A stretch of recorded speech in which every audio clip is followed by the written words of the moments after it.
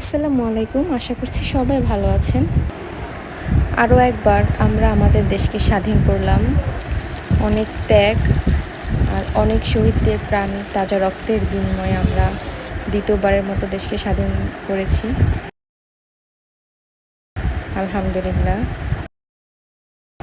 আমাদের দেশের ছাত্র সমাজ আর সাধারণ মানুষের অনেক সংগ্রামের পরে আমরা আসলে স্বাধীনতা পেয়েছি। আর এই স্বাধীনতায় যারা শহীদ হয়েছেন আমরা তাদেরকে কোনোদিনও ভুলব না।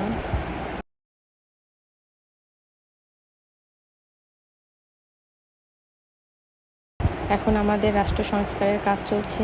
এখন আমরা সবাই মিলেমিশে একসাথে যেভাবে স্বাধীন করেছি সেভাবে আবার রাষ্ট্র সংস্কারের কাজ অংশ নিতে হবে।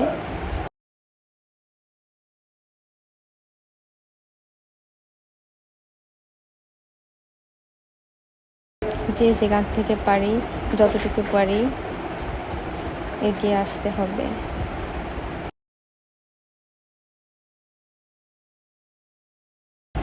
নতুনভাবে বাংলাদেশকে একটি সুন্দর সুস্থ রাষ্ট্র হিসাবে আমরা যেন গড়ে তুলতে পারি, সেটাই মহান আল্লাহ তাআলার কাছে আমাদের সবার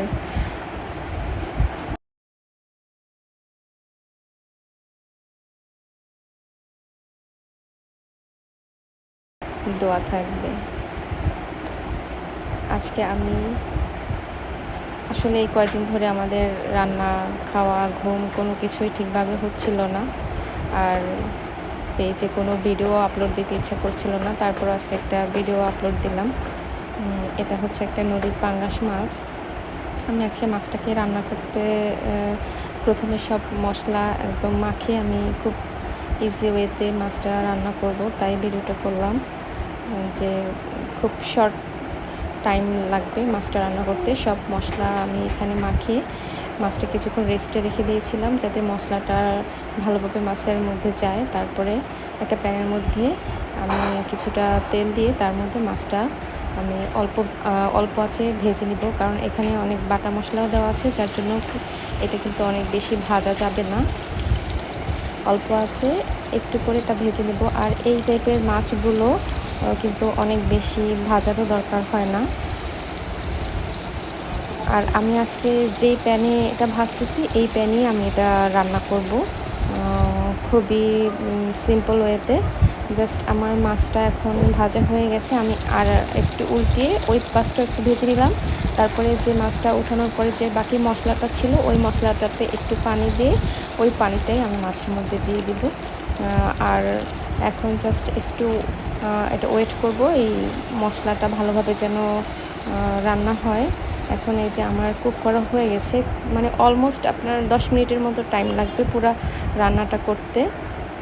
আর লাস্টে আমি একটু গরম মশলা গুঁড়া দিয়ে দিলাম আর কাঁচামরিচ। তো আমার রান্না কিন্তু হয়ে গেল।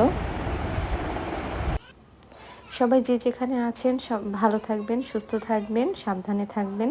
আর আমরা যেন একটা কল্যাণমূলক রাষ্ট্র গড়ে তুলতে পারি, সবার কাছে সেটাই প্রত্যাশা।